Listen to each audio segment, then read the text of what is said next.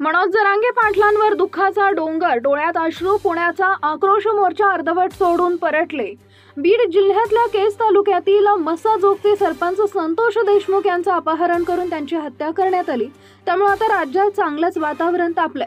आरोपींना कठोर शिक्षा व्हावी अशी मागणी राज्यभरातून होतीये। संतोष देशमुख यांच्या हत्येचा निषेध करण्यासाठी राज्यभरात विविध ठिकाणी मोर्चांचं आयोजन करण्यात येतंय। आज पुण्यात आक्रोश मोर्चाचं आयोजन करण्यात आलंय। या मोर्चाला सर्वपक्षीय नेत्यांसोबतच संतोष देशमुख यांचं कुटुंब देखील उपस्थित होतं। आतापर्यंत जेवढे मोर्चे झाले त्या मोर्चाला मराठा आरक्षण आंदोलक मनोज जरांगे पाटील उपस्थित होते। त्यांनी या मोर्चामधून जोरदार हल्लाबोल केला। आरोपींना कठोर शिक्षा व्हावी, संतोष देशमुख यांच्या कुटुंबाला न्याय मिळावा अशी मागणी केली। दरम्यान ते पुण्यातील मोर्चात सहभागी होण्यासाठी देखील आले होते, मात्र हा मोर्चा त्यांनी अर्धवट सोडला आणि ते पुन्हा परतले। त्यांनी या मोर्चामध्ये आंदोलकांच्या गाठीभेटी घेतल्या आणि मोर्चातून माघारी परतलं।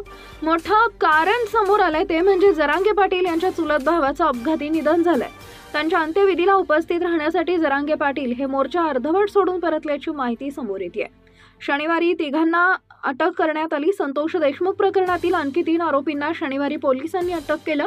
सुदर्शन घुले आणि सुधीर सांगळे यांना पुण्यातून अटक केली, तर त्यांना मदत करणाऱ्या एका आरोपीला मुंबईतून अटक करण्यात आली आहे। आतापर्यंत या प्रकरणात एकूण 6 जणांना अटक करण्यात आली आहे, तर एक आरोपी फरार आहे। या तिघांना अटक करून केज न्यायालयात हजर करण्यात आलं।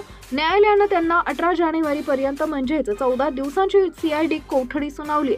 या प्रकरणात वाल्मिक कराडवर देखील आरोप करण्यात आलाय। तो देखील याआधीच पुण्यात CIDला शरण आलाय।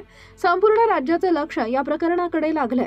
नवीन अपडेट मिळवण्यासाठी आता लगेच आपल्या महान्यूज या YouTube चॅनलला सबस्क्राईब करा। धन्यवाद।